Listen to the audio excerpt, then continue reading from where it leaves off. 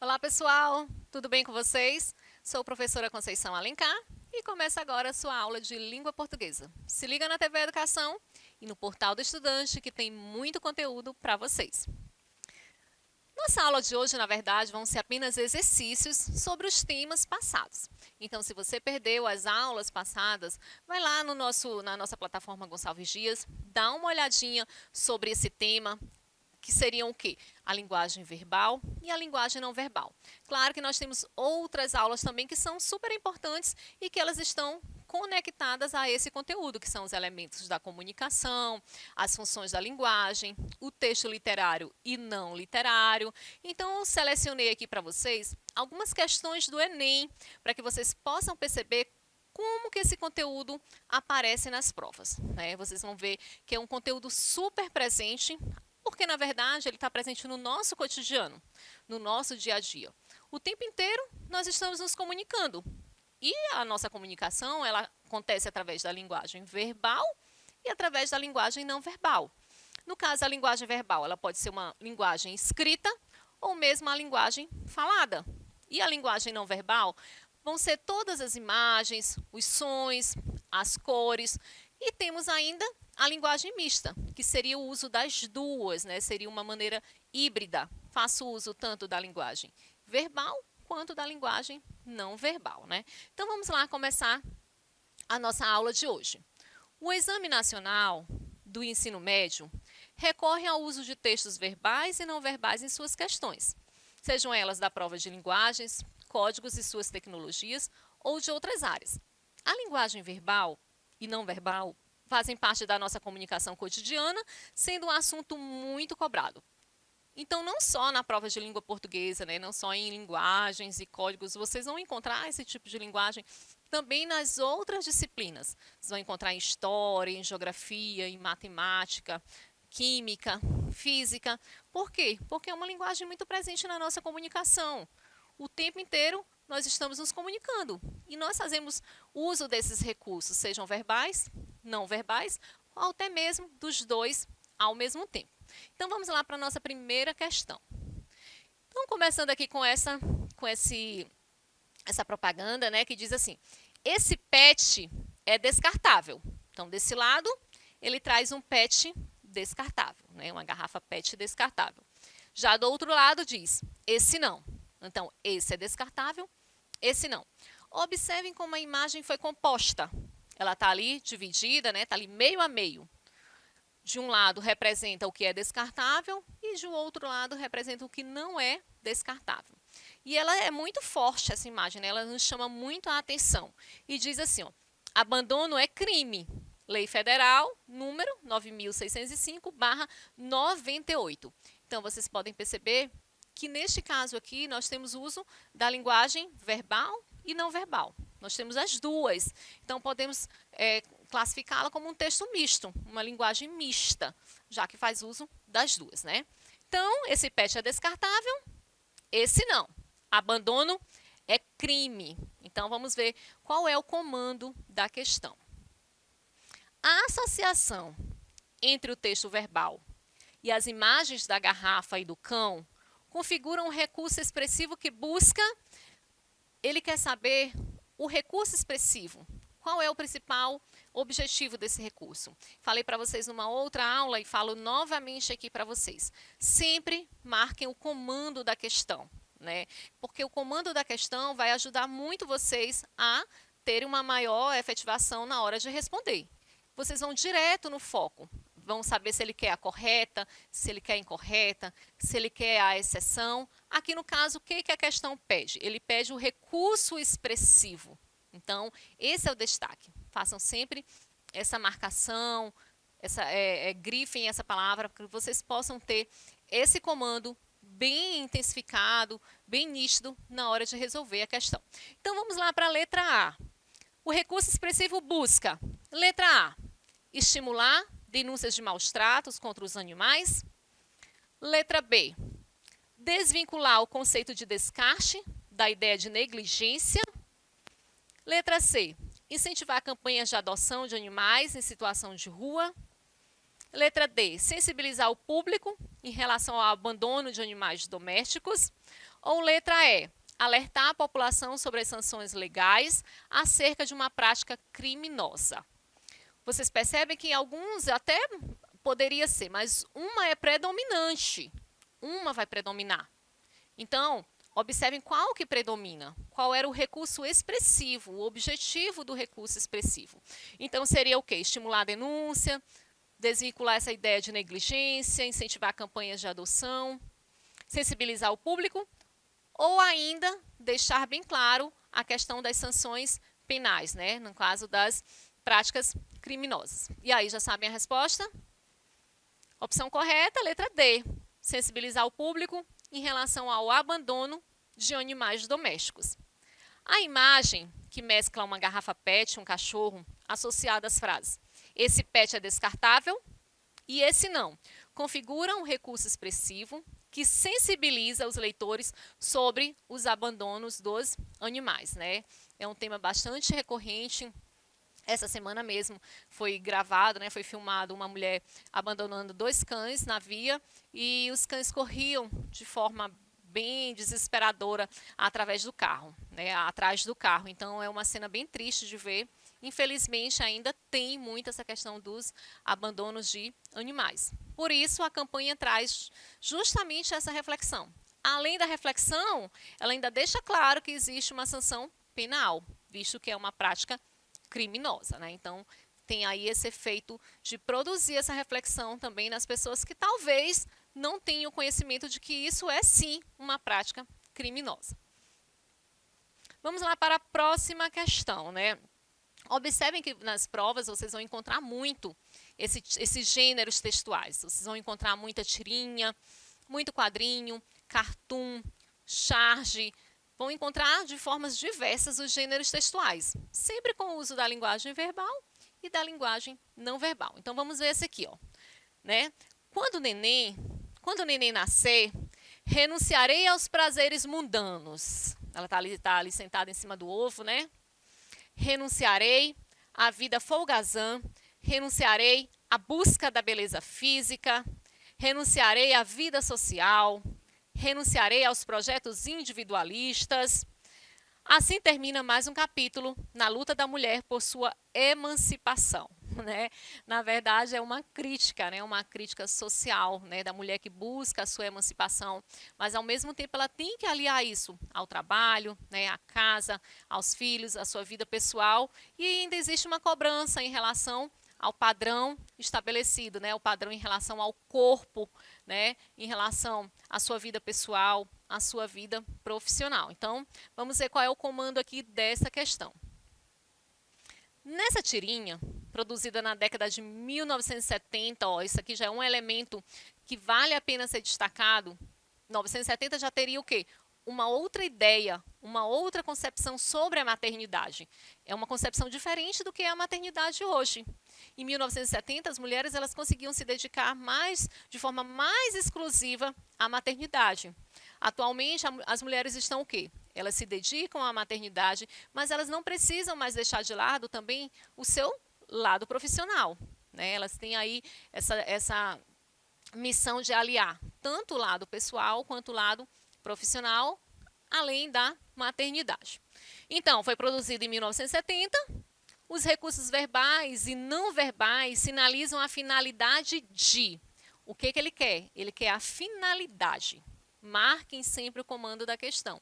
Qual é o comando? Ele quer a finalidade. É isso que ele busca. Então, qual seria a finalidade? Letra A. Seria reforçar a luta por direitos civis? Letra B. Explicitar a autonomia feminina? Letra C. Ironizar as condições de igualdade?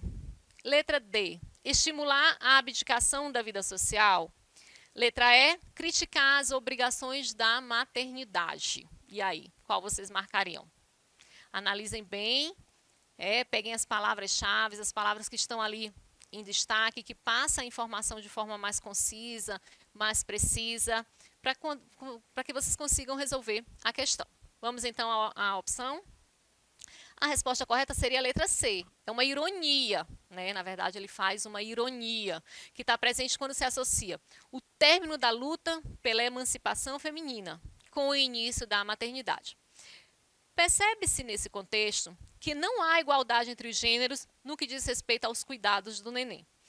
A sequência da reflexão da personagem, explicitando a quantidade de renúncias que terá que fazer quando seu filho nascer, evidencia que a maternidade impõe obrigações restritas à mulher, das quais ela não consegue se emancipar. Então, por mais que já tenhamos tido muitos avanços, muitas conquistas, sabemos que esse é um assunto que ainda merece muita atenção, né? Querendo ou não, essa questão da maternidade, das responsabilidades, da cobrança, acaba recaindo muito sobre a mulher.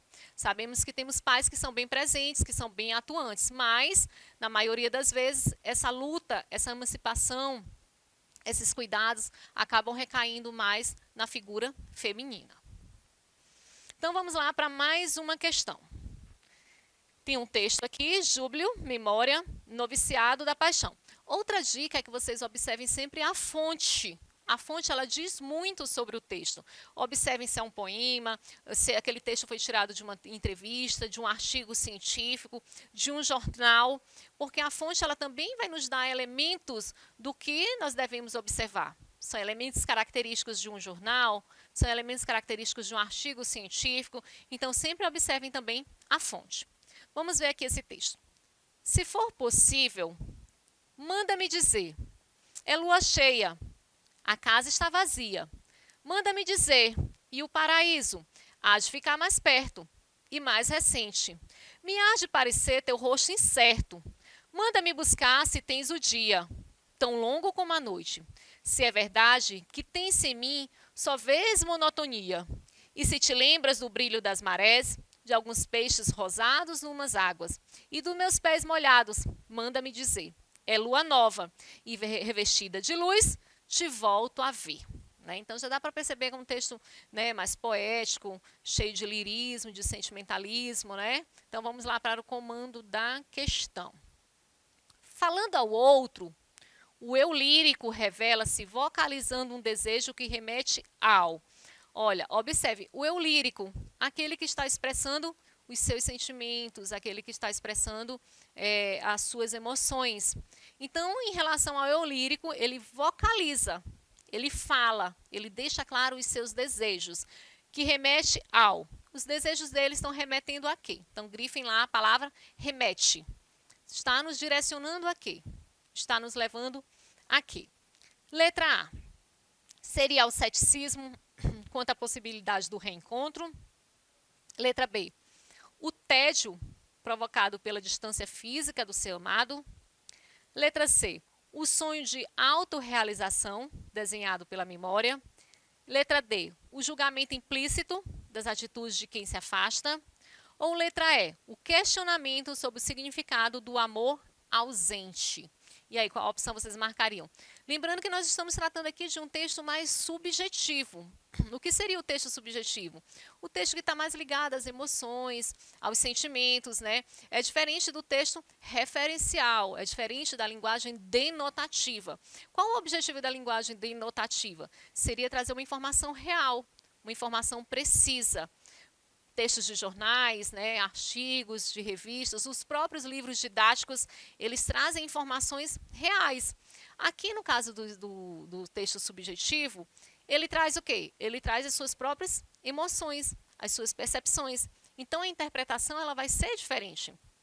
Claro que nós devemos levar em consideração o que o eu lírico destaca, né? E é isso que ele busca aqui. O eu lírico revela-se, vocalizando um desejo que remete ao. Vamos ver, então. A resposta correta, então, seria a letra A, o ceticismo quanto à possibilidade ao reencontro. Né? Ele crê, ele acredita nessa possibilidade de reencontrar a pessoa amada. No caso, é o eu lírico, né, que está ali manifestando esse desejo desse reencontro. Então, vamos lá para mais uma questão, né? Questão aqui também do Enem, que diz assim: os riscos para a criança do uso do celular antes de dormir. Então, aqui vocês conseguem perceber que o tempo todo ele faz uso da linguagem verbal e da linguagem não verbal. Então, nós temos, no caso, se nós fôssemos classificar, seria uma linguagem mista. Para que serve isso? Um complementa o outro. Nós temos a imagem e temos o texto, né? A imagem, ela complementa aquilo que foi dito pelo texto. Ou o contrário, né? O texto pode vir complementar aquela imagem. Claro que a imagem vai sempre chamar a atenção do leitor, né?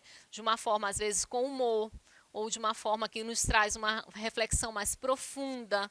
E aí cada um vai fazer uma interpretação diferenciada, mais voltada para os elementos que estão presentes no texto. Então vamos ver aqui o que diz. Ó. Estudo do King's College concluiu que essas crianças e adolescentes têm maior risco de obesidade, baixo sistema imunológico, crescimento atrofiado e depressão. Olha quantos problemas o uso excessivo do celular pode causar. Especificamente aqui ele está tratando sobre antes de dormir. Né? As crianças, às vezes, os adolescentes, principalmente, têm esse costume de ficar com o celular durante muito tempo, com a tela ativada, e aí tem até dificuldade de pegar no sono, de tanto que ficou ali submetido às telas. Então, alta de sono no longo prazo reduz os hormônios. Aí aqui na primeira figurinha, né? A melatonina, que prepara o corpo para o sono, a lepidina, da saciedade, o CH do crescimento, o cortisol, da estabilidade emocional e do controle de inflamações.